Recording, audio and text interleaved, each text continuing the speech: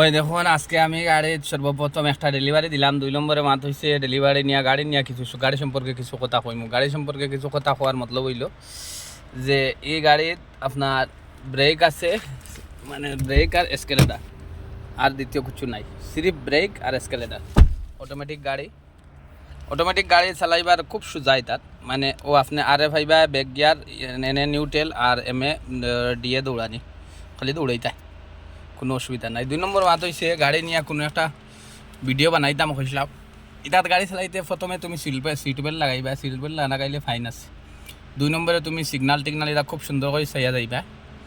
3 নম্বরে মাত হয়েছে আপনার যে কোনো গাড়ি চালাও সর্বপ্রথম গাড়ির তেল চুল চেক করবা, চেক করিয়া আপনাইতে গাড়িটা স্টার্ট করবা।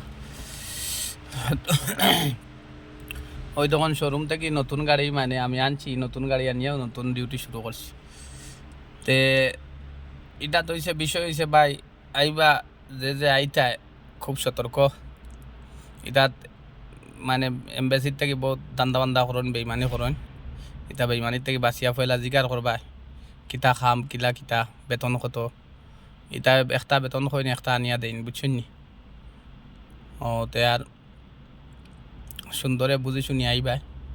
কুয়েত মোটামুটি এখন তো বড় চেক চলে, মোটামুটি গাটে চেক করে, যে সময় গাড়ি লিয়া বার হইলা লাইসেন্স তোমার গাড়ির সব কিছু চেক করে, বুঝছেন? খুব বেশি চেক কুয়েত এখন, কুয়েতর চেকে আপনার চলা যায় না চেক।